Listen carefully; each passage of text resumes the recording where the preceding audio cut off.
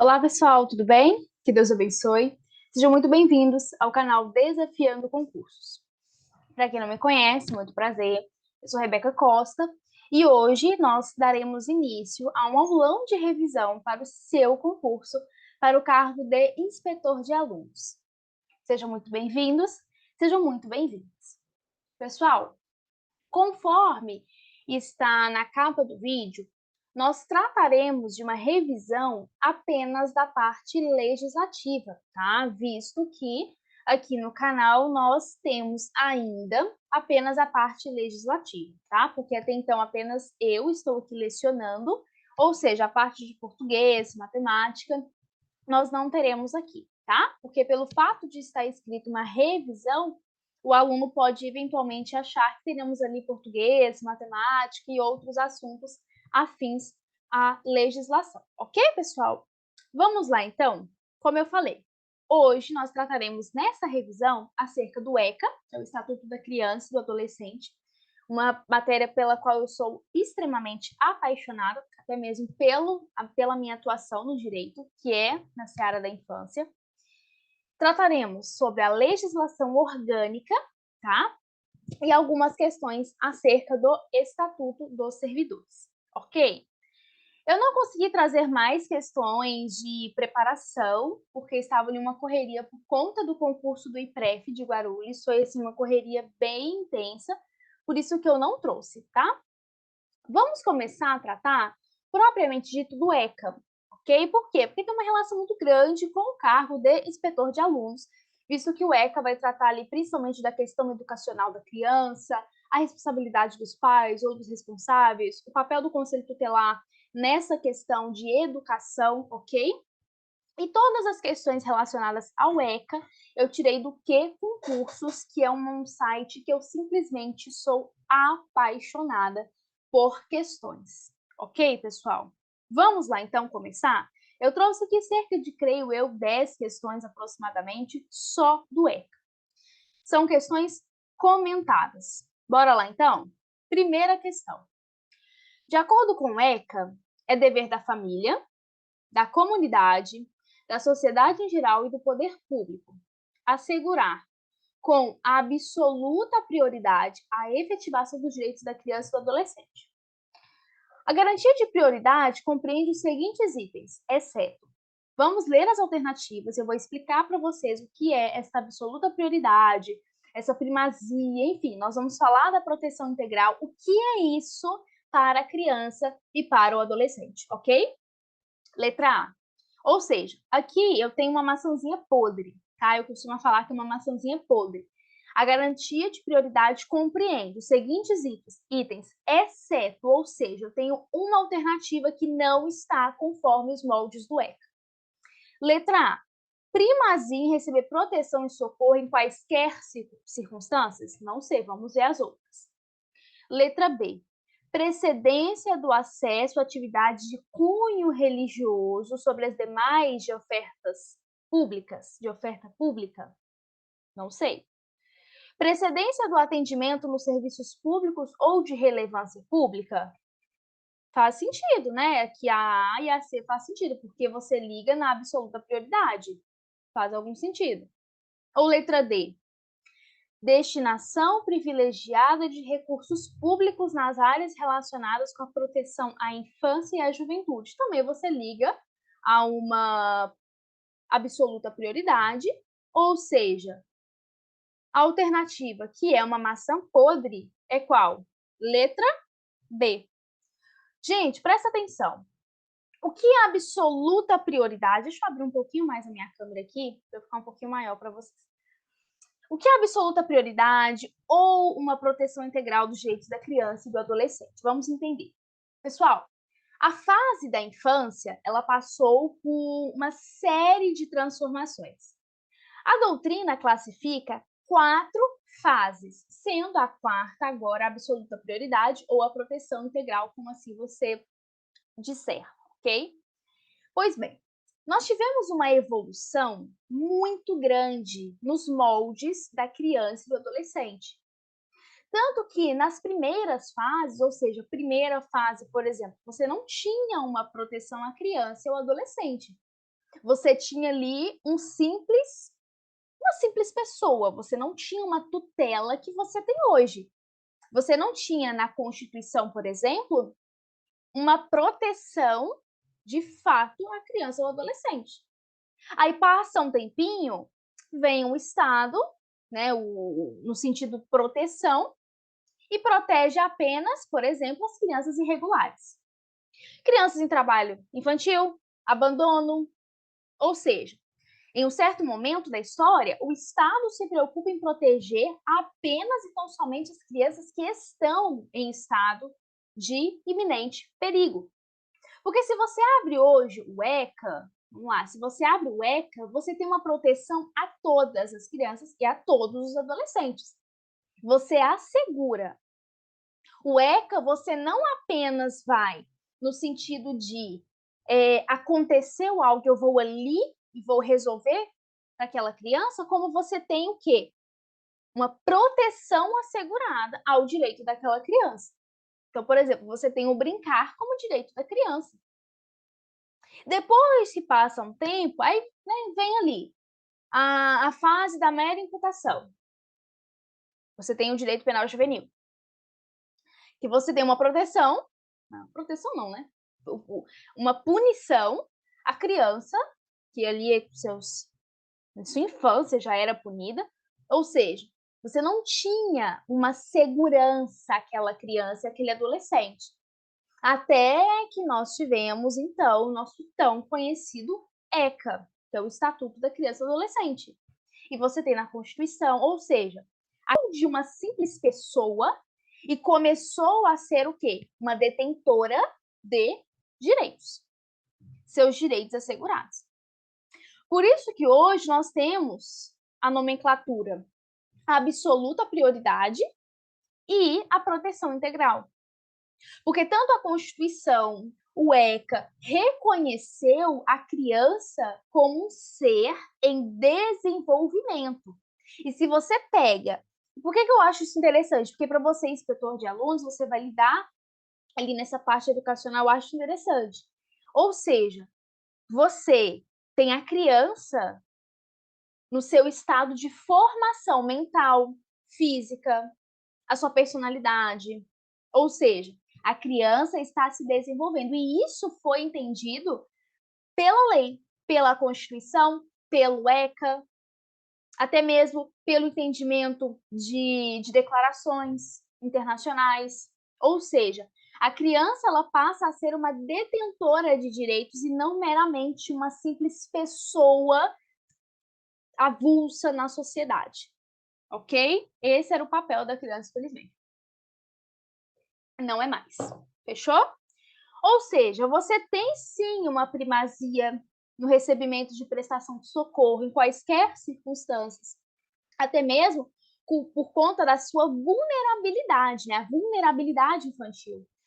A precedência de atendimento nos serviços públicos ou de relevância pública e uma destinação privilegiada de recursos públicos para a seara da infância, tá?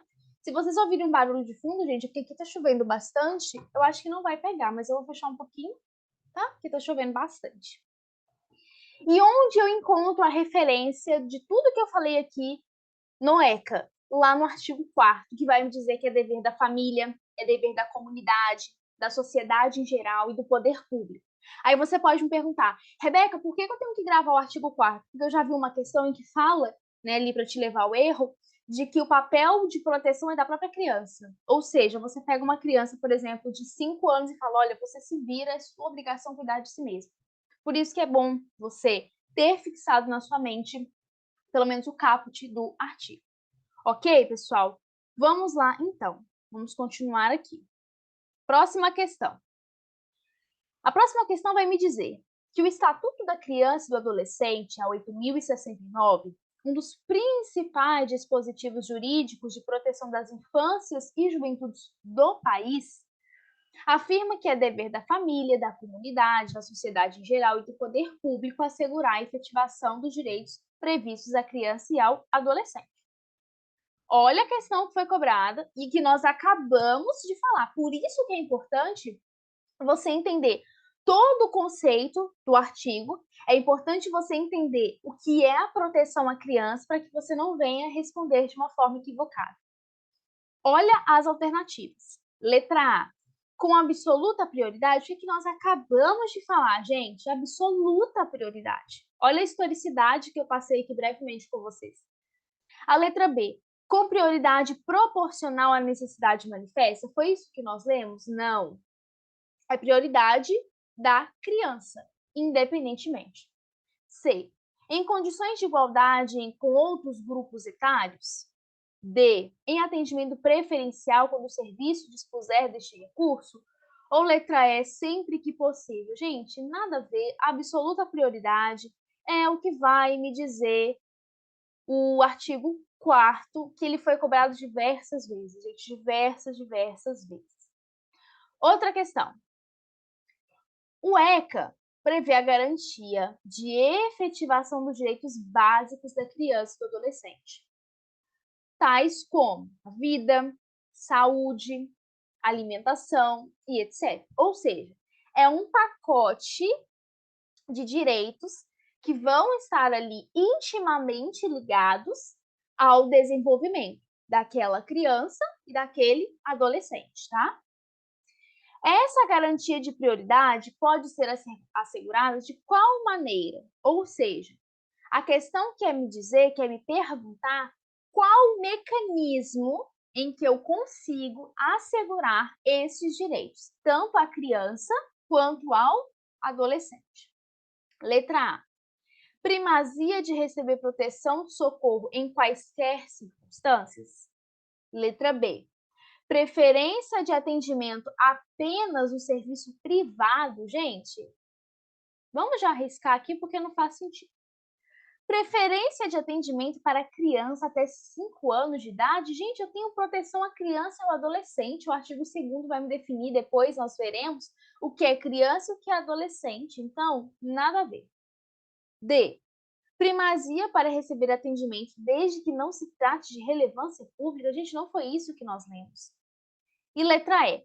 Destinação privilegiada de recursos públicos nas áreas relacionadas com a proteção de crianças, gente, até 5 anos.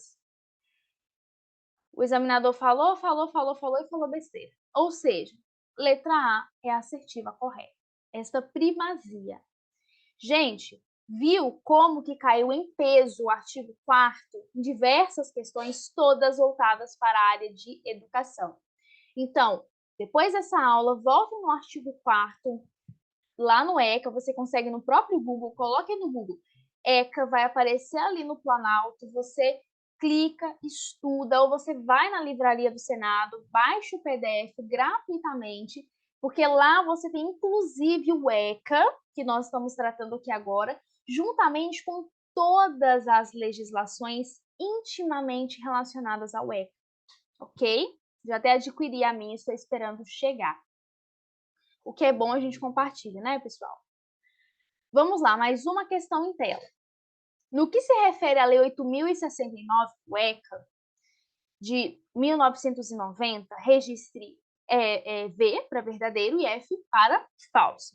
Inclusive, pessoal, há poucos dias, tá? Foi comemorado, mas a data do ECA no dia 13 de julho, tá? Vamos lá. Esta lei dispõe sobre a proteção integral à criança ou adolescente? Verdadeiro ou falso? E aí, o que nós falamos até esse presente momento? Faz sentido, né? A segunda opção, vamos ver. Considera-se criança para os efeitos desta lei pessoa até 12 anos de idade completos e adolescente aquela entre 13 e 18 anos de idade? Isso aqui, ó, o artigo 2º vai me dizer em peso o que é criança e o que é adolescente. Isso aí gente, é algo que assim despenca em prova. Despenca em prova. Eu já vi aluno falando, gente, fiquei feliz porque eu aprendi o que é criança e o que é adolescente. Isso despenca em prova. E é engraçado porque o Brasil ele tem essa definição do que é criança e o que é adolescente, tá? Por quê? Porque declarações eles não fazem isso. Mas no Brasil você tem essa definição, ficou em aberto, né? Ou seja, no Brasil você tem a definição do que seria criança e a definição do que seria adolescente, tá? Você tem no Brasil. Terceira opção.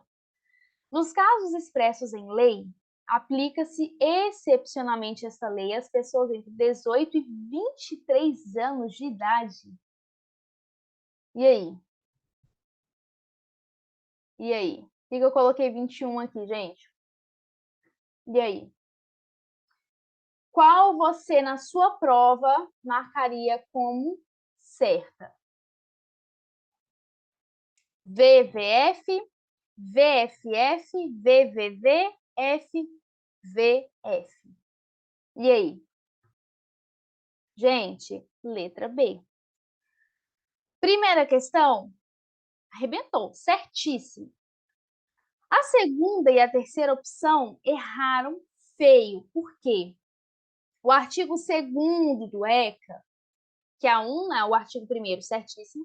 O artigo 2º do ECA, ele vai me dizer que, presta atenção, criança é até 12 anos de idade, só que é incompletos, tá? Vou colocar INC aqui, de incompletos. E adolescente é aquela entre 12 e 18 anos de idade. Aí o parágrafo único vem e me fala que nos casos expressos em lei, ou seja, eu tenho casos que estão na lei, não simplesmente meramente uma vontade, aplica-se excepcionalmente, ou seja, em casos de exceção, as pessoas entre 18 e quantos anos? 23 anos? Não, 21 anos, tá? Pessoal, vamos para a prática.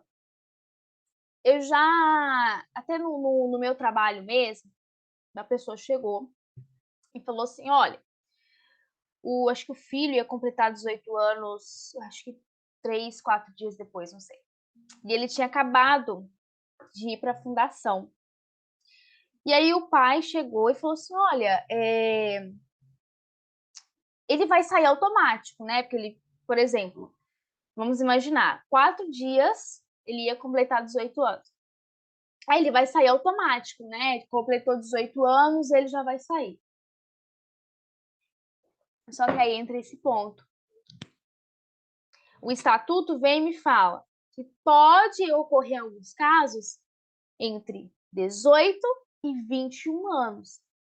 O que eu falei para ele? Olha, não é automático, não é assim. Completou 18 anos, vai sair. Não é assim que funciona, né? Não é assim. Ah, ele completou agora e aí ele completou na segunda, poucas horas depois já saiu, na terça-feira já sai. Não é desse jeito que funciona, tá? Bom, essa questão aqui eu trouxe para vocês porque eu queria que houvesse aqui mesmo sendo uma aula que não é um ao vivo, eu não sei quem está me assistindo, enfim. Mas eu queria que houvesse um debate, tá? Entre você aí, enfim. Porque essa questão aqui, eu achei ela bem equivocada, e não foi só eu, tá? Vi diversas pessoas também que concordaram e acharam muito equivocado. Presta atenção.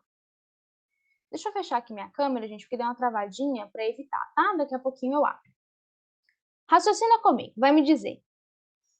De acordo com o Estatuto da Criança e do Adolescente, analise os itens a seguir.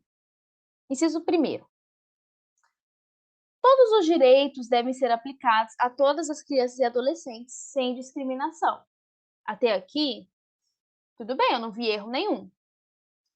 Só que aí na segunda parte, pegou um pouquinho, porque ele vai me dizer: não é possível diferenciar crianças e adolescentes em virtude de situações pessoais, econômicas, familiares ou em virtude da comunidade em que vive.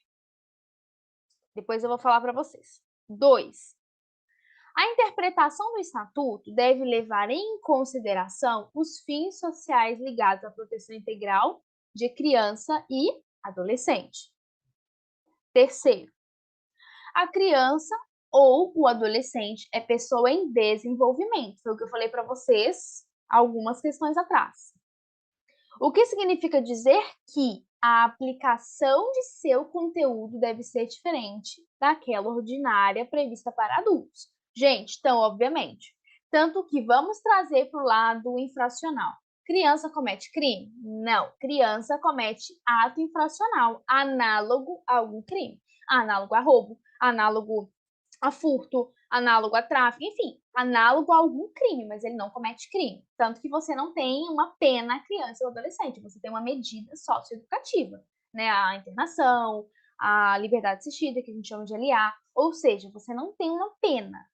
Então, ali você já percebe que o tratamento da criança e do adolescente e do adulto, eles são totalmente diferentes. Só que aí, o que pegou aqui?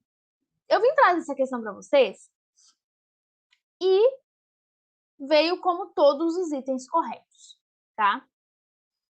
Bom, eu entendi o primeiro, tá? A opção número 1.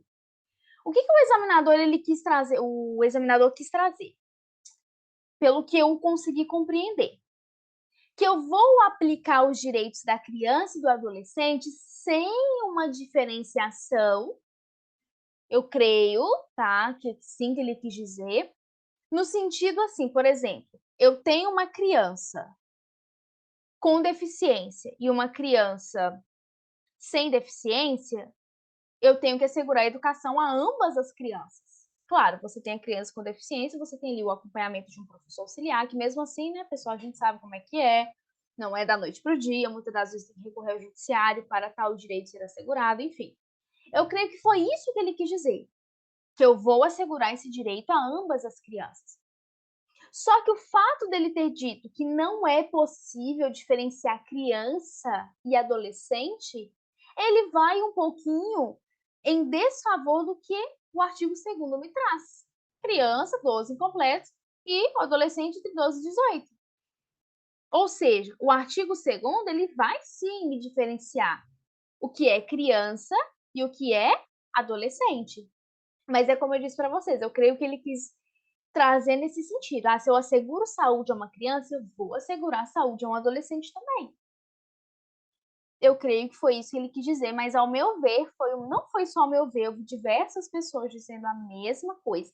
Ao meu ver, foi uma questão que, no meu ponto de vista, ela ficou mal elaborada. Deu para entender em um primeiro momento, mas que ficou um pouquinho mal elaborada por conta do artigo 2º do ECA. Aí eu queria saber de vocês o que vocês acham. Fechou? Outra questão. As alternativas a seguir referem-se ao ECA e, analisando-se, assinale a alternativa correta. Letra A. O ECA considera criança o indivíduo até 13 anos de idade, completo, e adolescente aquele com idade entre 14 e 18 anos. E o artigo 2º não vai me dizer isso. B. O ECA ele admite que programas sociais com caráter de trabalho educativo remunerem os indivíduos pela produção de seu trabalho desde que não seja criança. Não nada. Letra C. O ECA considera a aprendizagem a formação técnico-profissional ministrada segundo as diretrizes e bases da legislação de educação em vigor. Ou letra D. O ECA assegura a criança ou adolescente direito à profissionalização e proteção ao trabalho. E aí? Aqui eu trato da questão do trabalho. Deixa eu tomar uma água quando vocês pensam.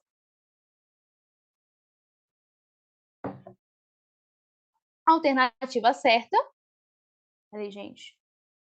Deixa eu fechar minha câmera um pouquinho para não travar. Tá? Peraí. Tá indo. Slide, não me deixe na mão. Peraí, gente.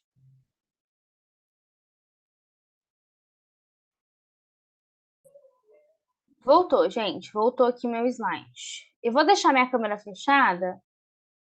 Que venha travar, tá? Eu acho que pode estar pesando um pouquinho. Como tá chovendo, então eu acho que pode ser um pouquinho internet, tá, gente? Enfim. Ou seja, vamos voltar aqui então. A nossa alternativa correta é a alternativa letra C.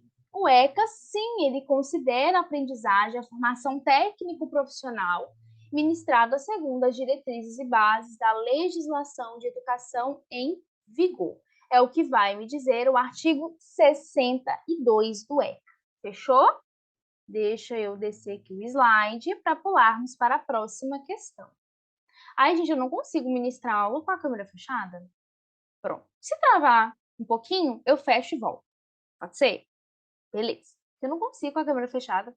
Já é uma aula do YouTube. Eu sinto como se estivesse com vocês aqui. Então, vou deixar aberto. Se der alguma travadinha, eu fecho de novo, tá?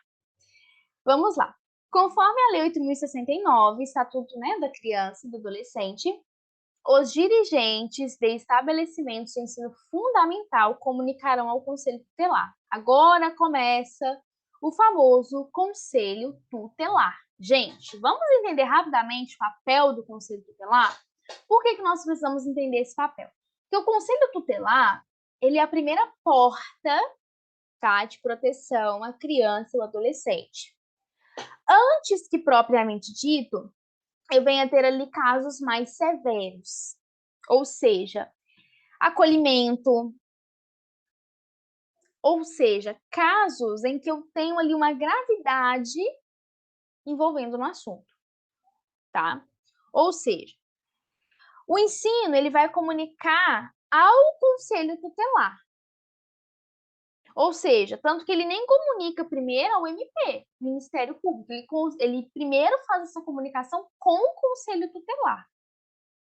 O Conselho Tutelar, pessoal, ele vai em um primeiro momento mediar aquela situação. Mas agora, se há uma denúncia, por exemplo, dependendo da circunstância, da situação, claro, já tem um processo um pouquinho mais grave, digamos assim, tá?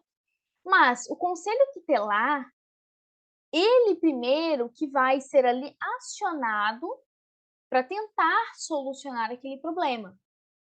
Tanto que nós sabemos que, gente, eu já acompanhei de perto o processo para eleição de conselheiro, eu vou falar para vocês. Assim, nossa, é uma coisa assim que você olha e você fala, quanta seriedade. Pelo menos aqui da minha cidade, eu vi isso, tá? Pelo menos aqui na minha cidade eu vi isso. Ou seja, é algo muito sério. E o ensino, o estabelecimento, ele vai manter esse contato com o conselho tutelar, caso necessite. Tá, pessoal? Então, vamos lá, ó.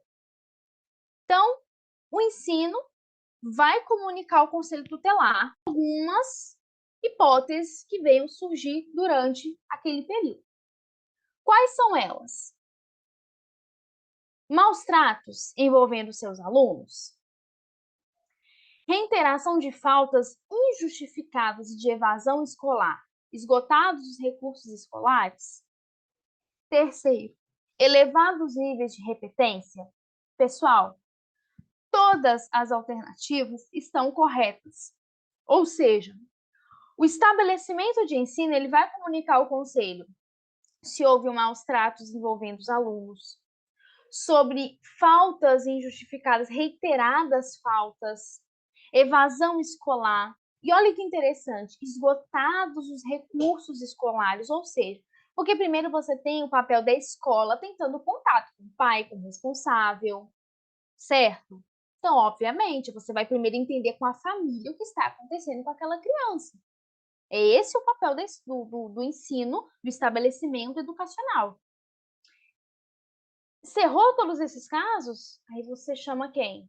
O conselho, tá? Nesses casos de faltas, evasão escolar, enfim, tá? Ok? Onde eu tenho isso? Artigo 56, incisos 1º, 2º e 3º, tá? Vamos lá, mais uma questão. Boris, ele é educador e ele coordena instituição de acolhimento para crianças com carências materiais. Com o intuito de realizar os seus objetivos, organiza diversas atividades físicas que são orientadas para exercitar aspectos físicos e psicológicos das pessoas. Nos termos da 8.069, está compreendido no direito à liberdade de Gente, aqui eu falei, ai, enfim, castigar? Não, né? Advertir? Brincar? Conduzir ou nascer? Como eu falei para vocês no início da aula, brincar é um direito da criança e do adolescente. E onde eu tenho isso? Artigo 16, inciso 4 do ECA. O artigo 16 vai me trazer o rol de direitos que serão ali ligados àquela criança e àquele adolescente. Fechou? Bom, pessoal, finalizamos o ECA. E conforme o edital de vocês, o que nós temos agora? Legislação orgânica. Eu trouxe várias questões de legislação orgânica. Bom, sou apaixonada também pela legislação orgânica diariamente, semanalmente. Eu vejo diversas legislações, ou seja, quero compartilhar um pouquinho do meu conhecimento com vocês. Vamos lá? Bora lá, então. Bom, queria abrir essa parte da aula com vocês pelo nosso chamado preâmbulo. E aqui eu necessito pegar a minha humilde Constituição, que já está, coitada, já bem assim, sabe, rabiscadinha. Pois bem, preâmbulo da Constituição. Vamos, da Constituição não, da legislação orgânica e propriamente dito, vou falar um pouquinho também da Constituição. Vamos lá. O preâmbulo, ele abre a legislação orgânica, ele abre a Constituição. Ele vai dar, eu costumo dizer que as boas-vindas, tanto na legislação orgânica, tanto na Constituição Federal, e quanto também estou tratando da Constituição Estadual, tá? Ele vai me dizer o seguinte: sob a proteção de Deus, o grande arquiteto do universo, e em homenagem aos que fizeram a nossa história, aos que fazem o nosso tempo e aos que acreditam no futuro.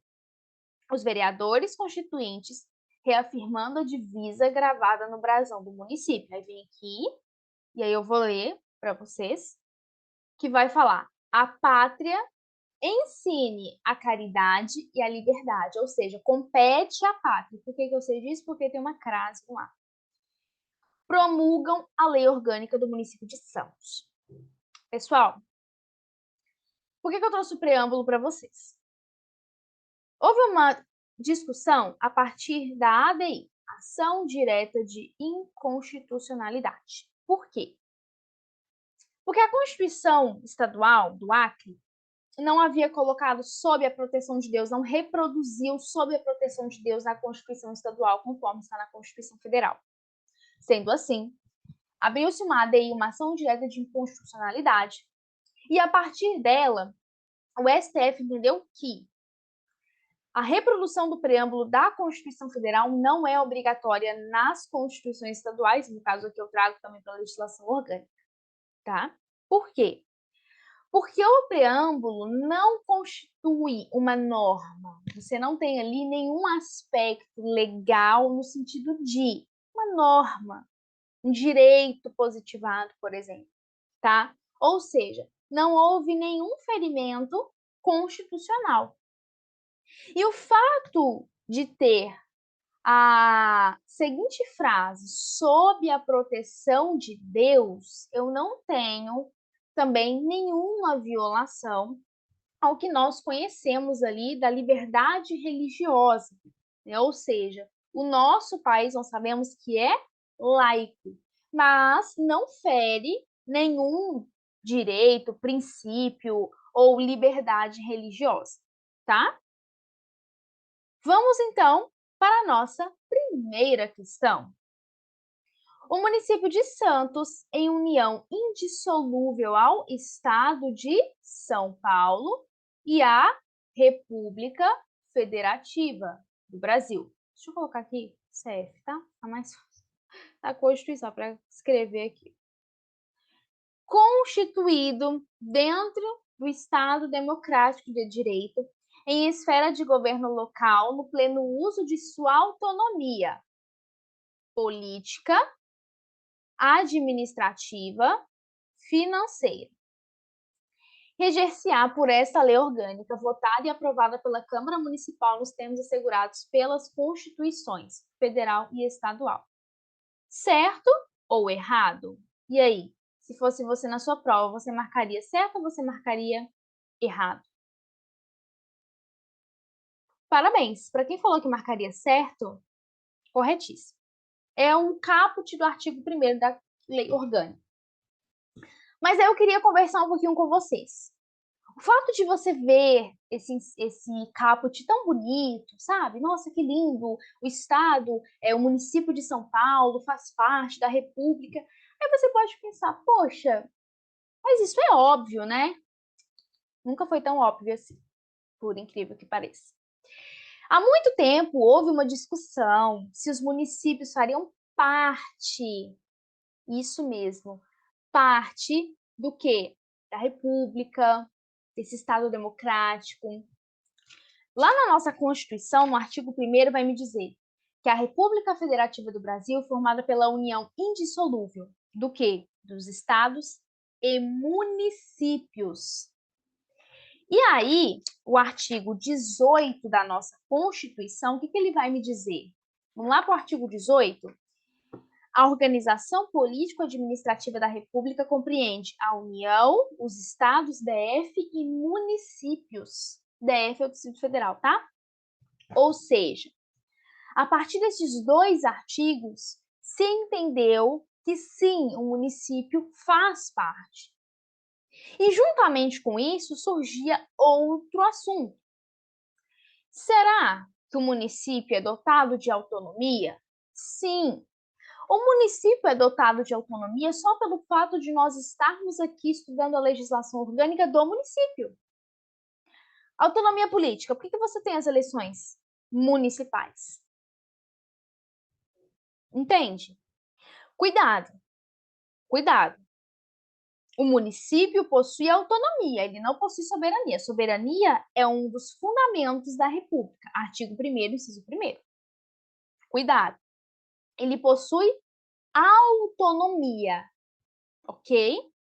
Fechou? Ou seja, ele vai reger ali do seu lado político, tanto que você tem o legislativo. Mas só que eu não vou dar spoiler das próximas questões. Vamos lá. Acerca dos princípios fundamentais do município de Santos, assinale a alternativa incorreta. O que eu tenho aqui, gente? Uma maçãzinha podre aqui no meio. Letra A. A soberania popular manifesta-se quando a todos são asseguradas condições dignas de existência e será exercida pelo sufrágio universal, pelo voto direto e secreto, com valor igual para todos e pelo plebiscito, a respeito de questões relevantes, quando pelo menos 1% do eleitorado do município recorrer ao Tribunal Regional Eleitoral, ouvido a Câmara. Gente, vejo erro aqui? Não, não vejo erro nenhum. Você tem o sufrágio universal, o voto direto e secreto, ou seja, você tem o direito de votar e de ser votado. E quando você fala dessa soberania popular, gente, não pense como algo só que da nossa Constituição. Eu estou lecionando direitos humanos para o concurso e eu vou dizer para vocês, é algo de historicidade, muito tempo. Você teve essa discussão por vários filósofos, Montesquieu, Rousseau, ou seja, é algo muito antigo, tá? Essa soberania, ok? A letra B. São poderes do município, independentes e harmônicos entre si. O legislativo, o executivo e o judiciário. Interrogação aqui. Letra C. São símbolos do município brasão, de armas, a bandeira e o hino. Ou todas as alternativas estão corretas. E aí? Letra B me chateou. Aí você vai falar, Rebeca, mas Montesquieu não trouxe a separação dos poderes? Trouxe separação dos poderes. Rebeca, mas o artigo 2º da Constituição me fala que são poderes, sim, da União, né, no caso, o Executivo, o Legislativo e o Judiciário. Então, gente, eu não tenho judiciário municipal. Não tenho. Olha o que o artigo 2º vai me dizer. são poderes do município, independentes e harmônicos. Corretíssimo. O legislativo e o executivo. Cadê o judiciário? Eu não tenho no âmbito municipal. Tanto você não tem assim, eu vou procurar o judiciário municipal para resolver um assunto ali. Não, você não tem. Você tem o legislativo, você tem a figura do legislativo, na figura das leis daquele município, o executivo, na figura do prefeito, né, da prefeitura em si. Mas você não tem o judiciário, você não tem juiz municipal. Você não tem isso, tá? Cuidado. Por quê? Porque às vezes naquela coisa da pressa ali em responder, você pode se confundir. Ok? Artigo 2º. Vamos lá, para mais uma. De acordo com a legislação orgânica de Santos, assinale a alternativa abaixo. Bom, eu repeti assinale 2 vezes. Primeiro, o município de Santos, territorial do estado de São Paulo, é a pessoa de direito público interno com sede no Distrito Federal. Segundo, o município compõe-se de 2 distritos, Santos e Bertioga. Terceiro, qualquer alteração territorial do município só poderá ser feita na forma de lei complementar estadual, preservando a continuidade, a unidade histórico-cultural do ambiente urbano e dependerá de consulta prévia, mediante plebiscito, às populações diretamente interessadas. Assinale a alternativa correta. 1 apenas, 2 apenas, 1 e 3, 1, 2 e 3 ou 1 e 2. E aí? Quem respondeu 1? Opa! 1 e 3 está correto. Por que que eu não tenho o segundo? Porque o artigo 4º, parágrafo 1º, então, obviamente, revogado, tivemos a emancipação. Não é mais como funcionar. Ou seja, você teve, como todos conhecemos, esta emancipação, ok? Ou seja, foi revogado quando tratava do município de Bertioga sendo ali um distrito de Santos, ok? Do município. Vamos lá, outra questão. Acerca da competência do município, é correto afirmar. Aqui já começa a falar da competência. Cuidado. Eu tenho 2 entendimentos de competência. Eu tenho as competências privativas do município, tá? E eu tenho as competências que vão ali concorrentemente com a União e os estados. Ou seja, eu tenho competências que cabem ao município apenas e outras que cabem ao município juntamente ali com a União e os estados, no caso, o estado. Só que aqui eu quero saber qual é a competência do município, só a privativa do município. Letra A. Compete ao município organizar e prestar diretamente, sob regime de concessão ou permissão, os serviços públicos de interesse local, excluindo de transporte coletivo que tem caráter essencial? Poxa, se eu tenho caráter essencial, vou excluir? Enfim. B. Compete ao município legislar sobre assuntos de interesse local e de municípios vizinhos.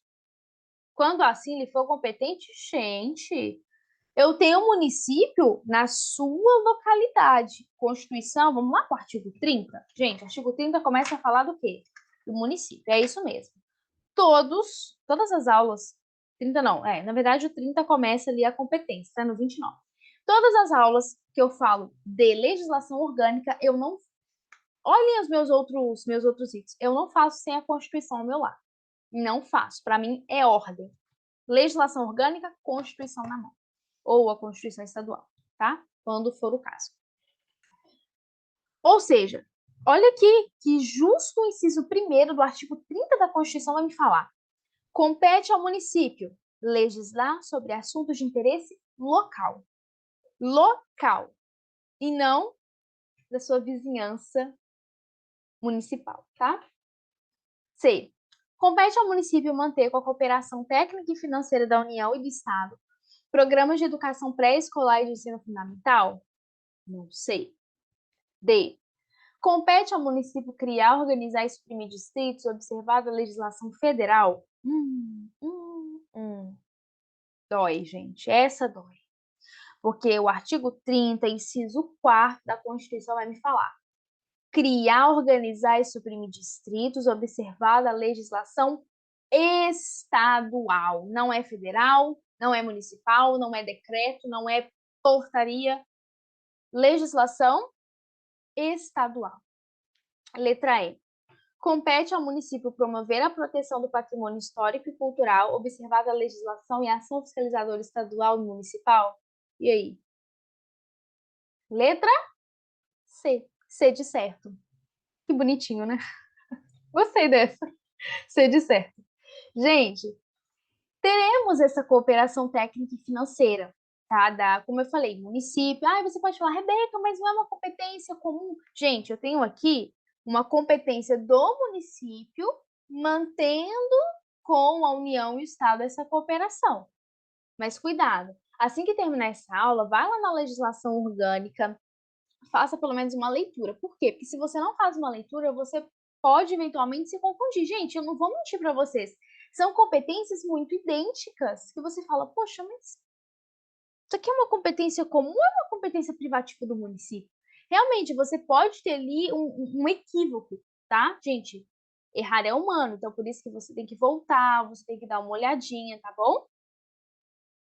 E aqui no artigo 6º da legislação orgânica, se vocês quiserem, ó, vou fazer o seguinte, vou fechar a câmera, aí vocês batem um print aí do que é competência privativa do município. Enquanto isso, eu tomo uma água.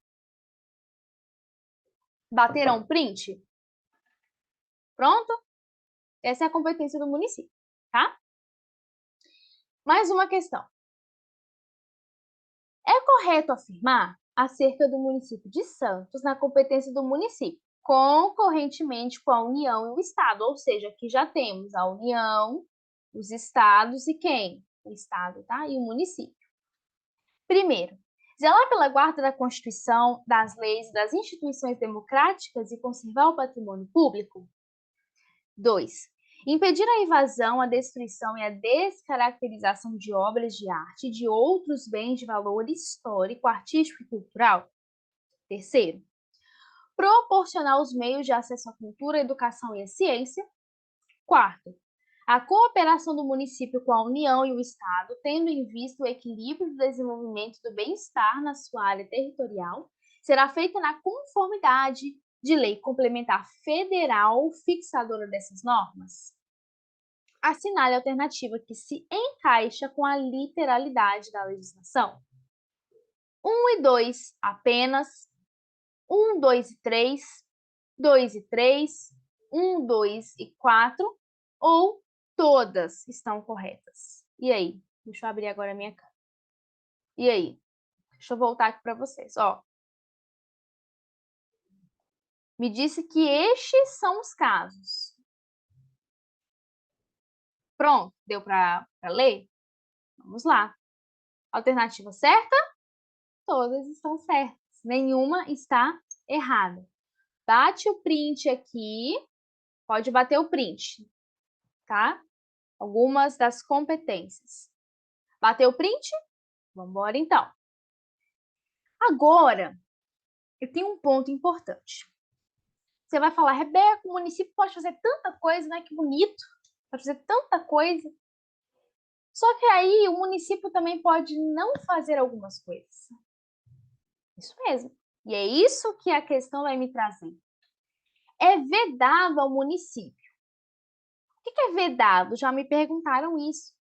Pensa num cano que está vazando. Você passa algo para vedar. Ou seja, você vai passar algo que vai proibir que a água continue vazando. Entendeu? Vedado, é proibido. Exceto, ou seja, alguma coisa aqui não é proibido, não é vedado ao município, ou seja, eu tenho uma maçãzinha podre aqui no meio. Vamos lá. Estabelecer cultos religiosos ou igrejas, subvencioná-los, embaraçar-lhes o funcionamento ou manter com eles ou seus representantes relações de dependência ou aliança, ressalvada na forma da lei, a colaboração de interesse público. É ou não uma vedação ao município?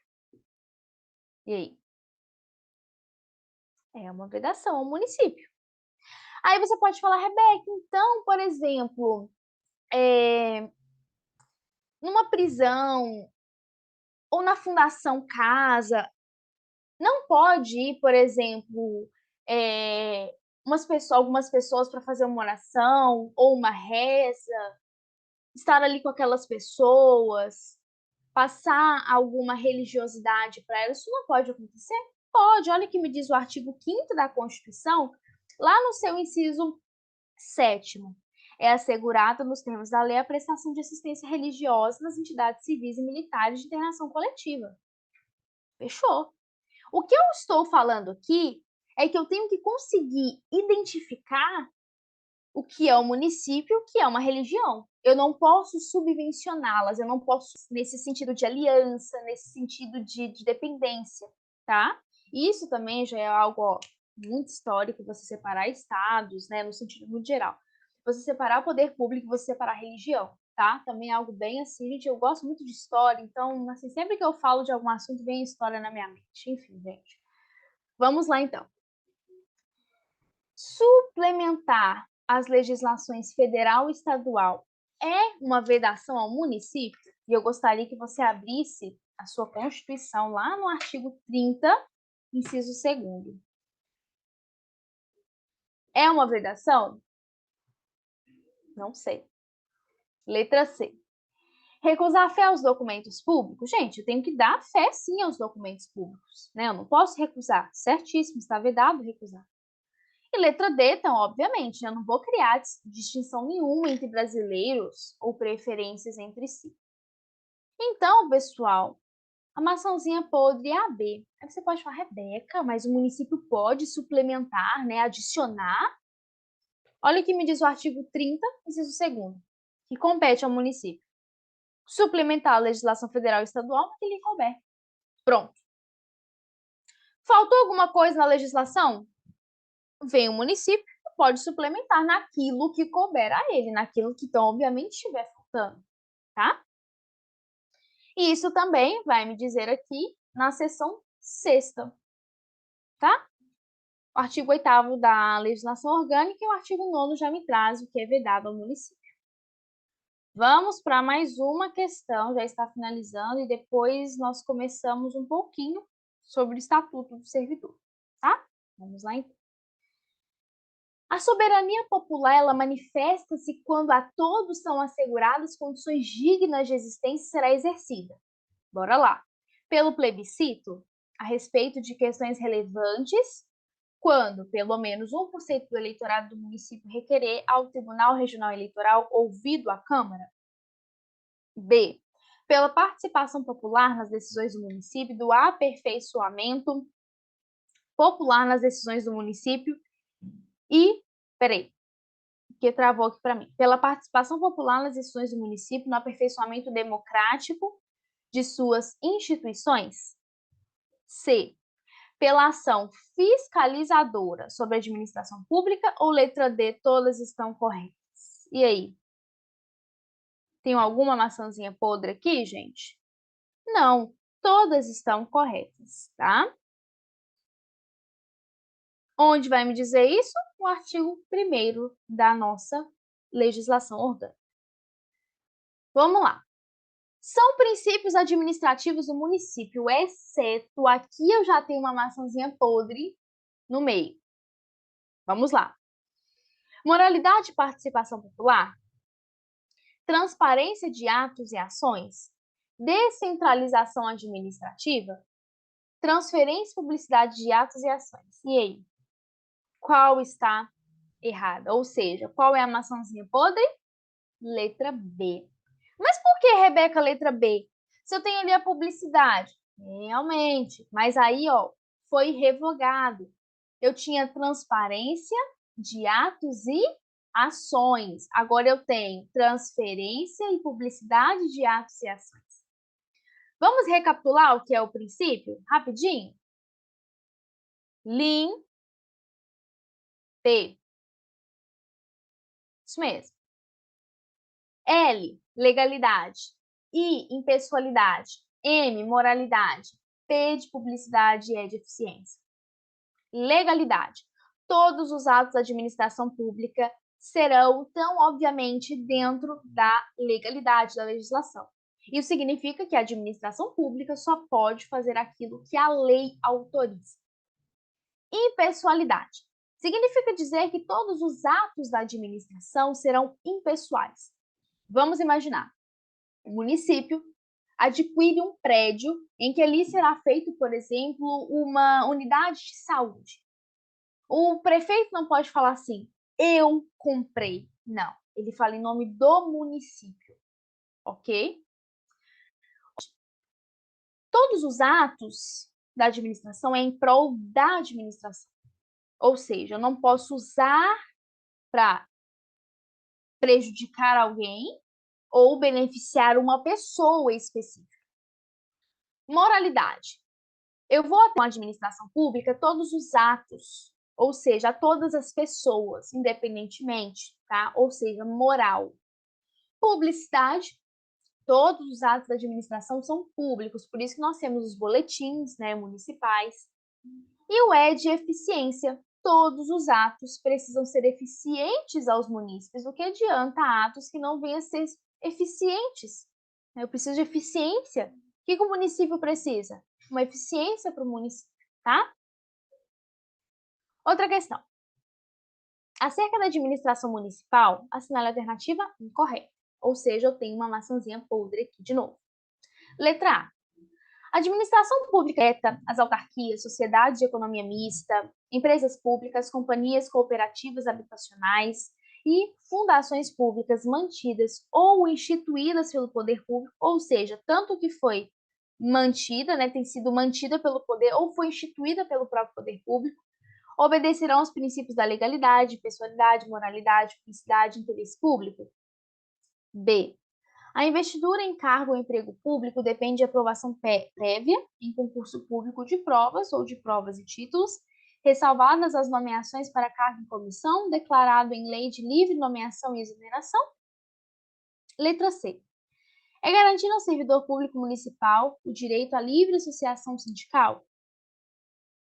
Letra D. É garantido ao servidor público municipal o direito à livre associação, obedecido o disposto no artigo 8º da Constituição. Aqui repetiu, né, gente? Tô vendo isso aqui agora. Aqui, peço perdão, repetiu a C e a D, tá? A nossa alternativa aqui, gente, errada, é a letra A. Por quê? Porque o artigo 66, ele foi revogado. Por quê? Porque nós tivemos aqui, ó, presta atenção, princípios da legalidade, pessoalidade, moralidade, publicidade, eficiência. Eu tive adicionado um princípio que foi o da eficiência, que nós acabamos de falar. Ou seja, foi revogado aqui em cima e dado uma nova redação para incluir um princípio, tá? Se vocês quiserem bater o print, fiquem à vontade, tá bom? Bom que eu tomo uma água aqui rapidamente. Pode pular? Vamos embora. Certo ou errado? É vedada a incorporação de vantagens de caráter temporário vinculadas ao exercício de função de confiança ou de cargo em comissão à remuneração de cargo efetivo? Certo ou errado? E aí? É vedada essa incorporação de vantagem de caráter temporário? Certo. Artigo 77, parágrafo 4º. Certo ou errado? O município manterá escola de governo para a formação e o aperfeiçoamento dos servidores públicos, constituindo-se a participação nos cursos um dos requisitos para a promoção na carreira facultada para isso. A celebração de convênios ou contratos com outros entes federados? Certo ou errado? Vamos lá?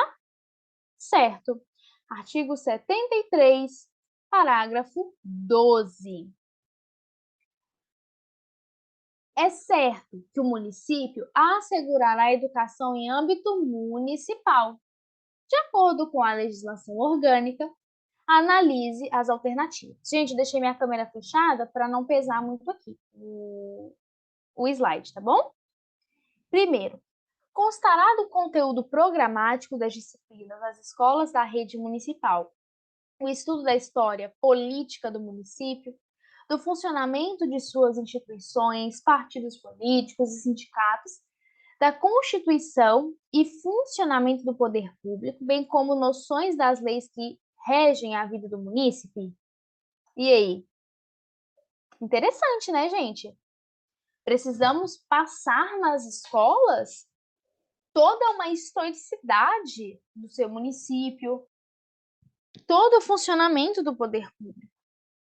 Segundo, a rede municipal deverá periodicamente realizar cursos transversais de empreendedorismo e atividade econômica, financeira, empresarial e similares, para desenvolver práticas educativas com objetivos mais amplos e anuais. Gente, mais do que certo. Inclusive, quando eu vou contar uma coisa para vocês. Quando você tem, por exemplo, a medida socioeducativa, esses pontos são muito importantes, tá? Esses cursos transversais, quando você pega ali, por exemplo, o plano individual de atendimento, enfim, é muito importante que você tenha esses cursos, essa interação com a educação, tá? Terceiro, o sistema de ensino municipal assegurará aos alunos necessitados de condições de eficiência escolar de permanência, bem como manterá classes no período noturno obrigatoriamente. O que eu fiquei com medo foi esse obrigatoriamente. Cuidado, eu vou falar mais à frente por quê.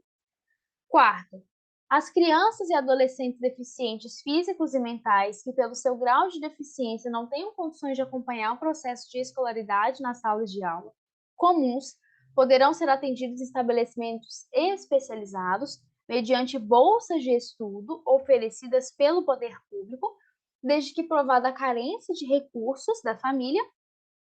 Ou, quinto, o ensino religioso de matrícula obrigatória constituirá disciplinas dos horários normais da rede municipal de ensino? E aí? Quais dessas estão certas? 1, 2 e 3, 2 e 4, 1, 2 e 4, 1, 2, 3, 4 e 5 ou 4 e 5? E aí, para você, qual é a certa? Vamos lá. 1, 2 e 4, ou seja, 1, 2 e 4. Cuidado. Obrigatoriamente, matrícula obrigatória, cuidado, gente. Cuidado quando eu tenho obrigatoriamente, facultativo, ou agora me fugiu a palavra aqui da mente, gente. Ai, fugiu aqui, tava na ponta da língua, gente. Ai, eu vou olhar aqui, deixa eu ver se eu acho que essa palavra me fugiu. Essas palavras de dúvida, sabe? Mas não é obrigatório, ok? Você vai, por exemplo, o horário noturno não é obrigatório. É como se fosse assim, mais uma opção que aquele aluno terá, ok? Se eu lembrar da palavra, eu volto aqui e falo para vocês. Bom, agora vamos começar algumas questões, não são muitas, tá? Já estamos finalizando, sobre o Estatuto do Servidor Público de Santos. Vamos para a primeira questão? Sobre o artigo 22 do Estatuto, e em consonância com a Constituição, que rege sobre a estabilidade, assinale a alternativa incorreta. Novamente, temos uma maçãzinha podre na área. Letra A. Adquire estabilidade após 2 anos de exercício funcionário nomeado por concurso? Letra B. São estáveis após 3 anos de efetivo exercício os servidores nomeados para cargo de provimento efetivo em virtude de concurso público e que tenham sido aprovados no estágio probatório? C. Ao entrar em exercício, o servidor nomeado para cargo de provimento efetivo ficará sujeito ao estágio probatório nas condições estabelecidas em decreto? E letra D. Encerrado o processo de avaliação, expedir-se-á o ato declaratório de estabilidade ou de exoneração do servidor na forma do regulamento? E aí? Letra A, alternativa incorreta. Bom, vou explicar para vocês, mas só um minuto. O que é o estágio probatório? Gente, o estágio probatório é aquele período de como se fosse assim, uma avaliação. Ou seja, não é apenas passar o concurso e pum, já entra. Não, você tem esse estágio, que vai tanto declarar a estabilidade ou a exoneração. E ali você tem N pontos que são observados: pontualidade, assiduidade, compromisso, ou seja, com aquele cargo que será exercido. E por que eu tenho a A como a nossa maçã podre? Porque o artigo 22 da Lei Orgânica está em consonância com o artigo 41. Opa, aqui não. Com o artigo 41, com a nova redação da Constituição. Nós temos agora estáveis após 3 anos de efetivo exercício, e não 2 anos como nós tínhamos. Fechou? Opa, peraí, gente. Ui, cliquei em uma outra página aqui. Tomara que não abra. Peraí, gente. Vou fechar aqui. Já volto. Voltamos, pessoal. Graças a Deus consegui voltar o slide. Vamos então, ó. Onde nós paramos? Porque sem querer tem uma página aqui na minha barra aqui em cima, que é daquele assunto de estado de coisas inconstitucional. É um assunto do direito penal, criminal. E aí eu fui cliquei ali em cima, falei, ai, gente, enfim, mas graças a Deus foi. Vamos retornar. Bora lá. Segundo o Estatuto dos Funcionários Públicos Municipais de Santos, que institui o regime jurídico dos funcionários públicos municipais. Então, vamos marcar a alternativa correta. Letra A. Cargo público é aquele criado por decreto municipal, em número certo, com denominação própria, remunerado pelos cofres municipais. B.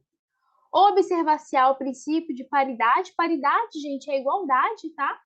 Na remuneração dos funcionários sobre o executivo, legislativo e judiciário do município. Não, não, não, não, não. Resolvemos questões em que nós vimos que não tem o judiciário no município.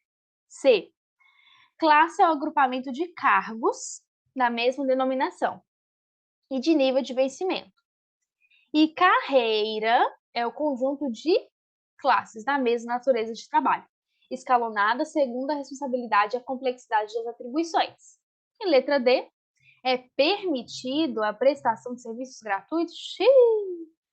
Não, não, não, não, não. Maçãzinha boa, letra C. Ó, onde eu tenho artigos 3º, e aqui no caso, tá? Todas as referências, 3º, 4º e 11. Ó, presta atenção. O que eu tenho aqui, ó? Tenho aqui cargo criado por lei, em número certo, ok? Deixa eu voltar aqui, ó. Classe, classe, classe, agrupamento de cargo, né? O cargo público. E carreira é o conjunto de classes. Ou seja, na classe eu tenho um agrupamento de cargos. E na carreira eu tenho um conjunto de classes da mesma natureza, porque a classe não é agrupamento de cargos, a carreira é o conjunto dessas classes, tá? E aqui eu trouxe bem rapidamente para vocês algumas características importantes, algumas classificações. Na classe, então, nós temos o conjunto de cargos da mesma categoria profissional, tá? Ou seja, tudo é idêntico. Eu tenho um conjunto de cargos da mesma categoria.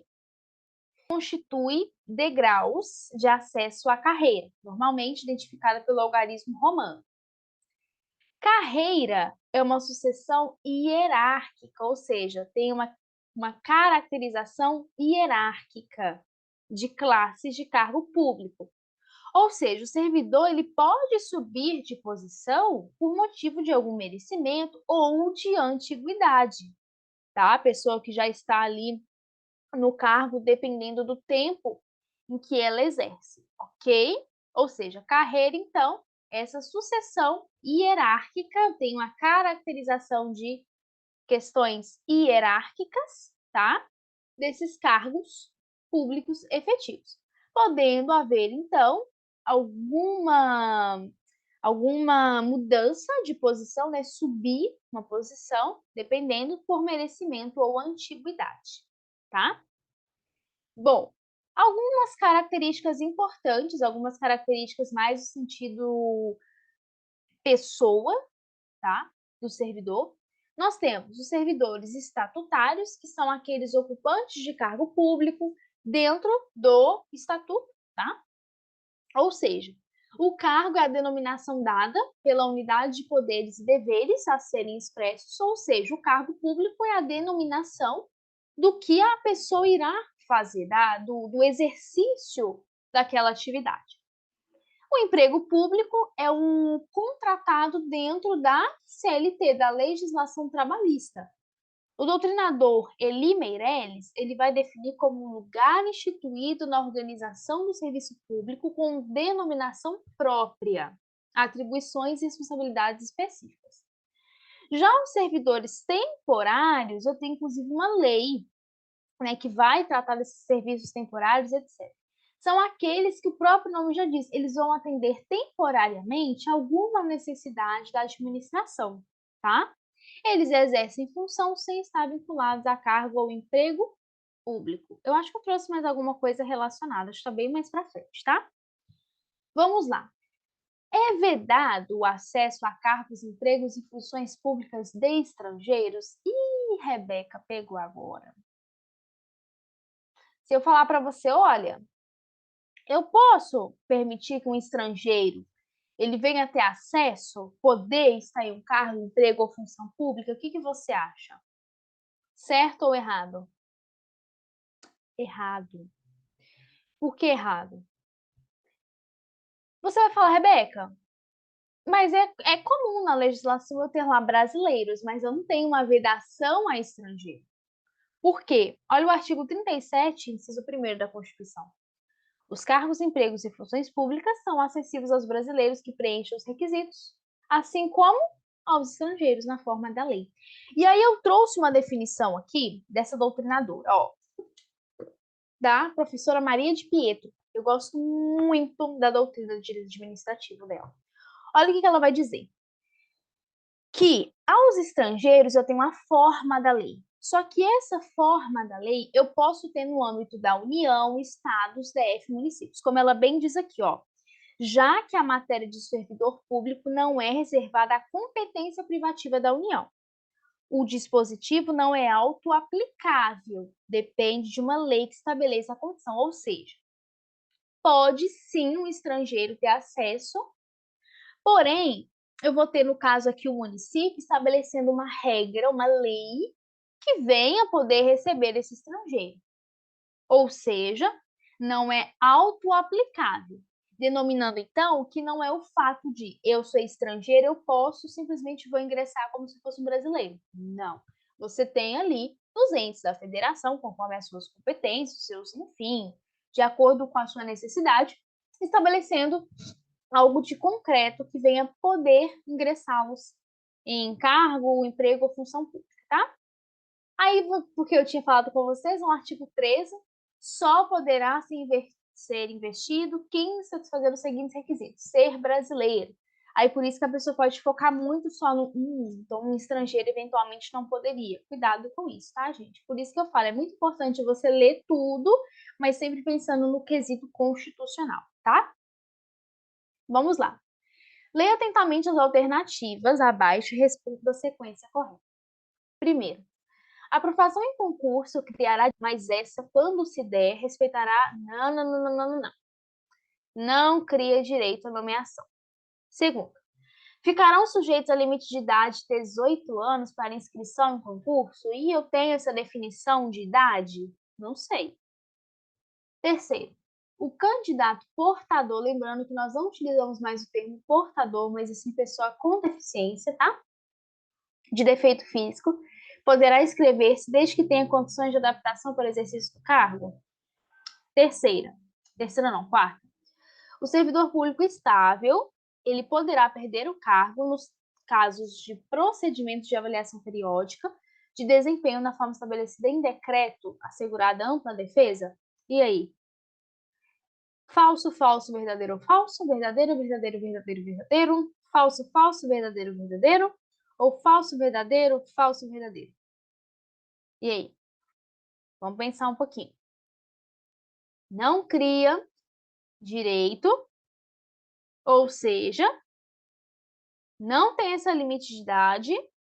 Eu tenho a letra não, né, gente? A terceira alternativa, tá? Artigos 18 e 21. Eu tenho sim, ó, limite de idade, mas eu não tenho aqui qual é a idade. Por quê? Porque eles serão fixados de acordo com a natureza e a atribuição da carreira ou do cargo. É uma caracterização daquilo que está necessitando a administração pública. Outra questão. Acerca da forma de provimento de carta, assinala a alternativa incorreta de acordo com o estatuto. Ou seja, eu tenho uma maçãzinha podre. Porque nós sabemos, pessoal, que existem formas de ingresso na administração pública, tá?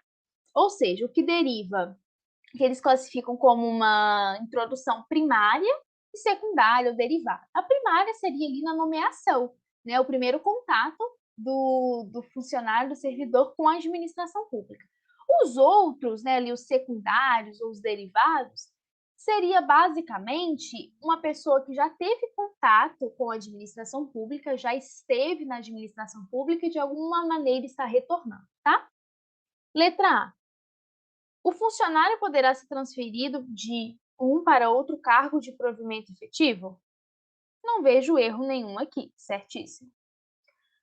A reintegração que decorrerá sempre de decisão administrativa, não decorrendo de decisão judiciária, negativo. Pode sim. Letra B, maçãzinha podre. Vamos ver assim. Readmissão é o ato pelo qual o funcionário exonerado, ele reingressa, ou seja, sem direito a qualquer ressarcimento e sempre por conveniência da administração. Ou seja, a readmissão é basicamente o funcionário que foi exonerado retornando ao serviço público, tá? Por conveniência da administração.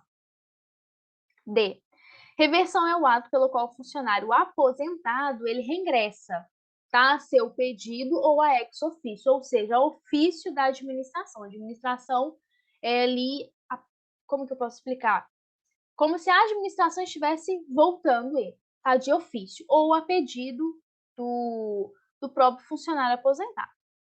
E letra E, aproveitamento é a volta do funcionário em disponibilidade ao exercício de cargo público e a readaptação ao aproveitamento, né, do funcionário em cargo mais compatível com a sua capacidade, porque nós sempre teremos como que eu posso dizer, a inclusão, tá? Deixa eu apagar aqui meus rabiscos. E aqui eu tenho esse aproveitamento. Teve até uma aula que eu lecionei e a aluna falou assim, professora, o que a senhora falou aconteceu com uma parente minha. Me parece que o cargo dela estava assim terceirizado, agora não me lembro muito assim, claramente, não me lembro de cabeça, mas ela ficou em aproveitamento, né? Ou seja, ela ia voltar pro cargo com essa disponibilidade, tá? Ou seja, ela não ia ficar à mercê ali do que iria acontecer, tá bom, pessoal? Bom, essa foi a nossa aula de revisão. Espero que vocês tenham gostado muito, muito mesmo. Fiz de coração para vocês. Queria ter trago mais aulas ao longo da preparação, mas como eu disse, foi uma correria muito intensa, era o concurso do prévio, eram aulas, então eu não consegui trazer aqui uma preparação semanal para vocês. Mas eu fiz esse material com muito carinho, tá bom, pessoal? Agora são mais de meia-noite, terminei agora de gravar essa aula para vocês. Uma boa prova, que Deus abençoe, vai dar tudo certo para mim, para você já deu tudo certo, tá? No meu pensamento aqui já deu tudo certo para você. Não se esqueça de se inscrever no canal, compartilhe e eu faço pedido a você. Se você vai se preparar para algum concurso, seja da Baixada Santista ou de qualquer que seja o município, até mesmo de outro estado, se você vai encarar um outro concurso, você coloca aqui nos comentários se você gostou dessa aula, coloque aqui o próximo concurso que eu vou fazer estudo para gravar para você. É isso mesmo. Tá bom, pessoal? Que Deus abençoe. Foi um prazer estar com vocês. Até uma próxima oportunidade. Um grande abraço. Tchau, tchau.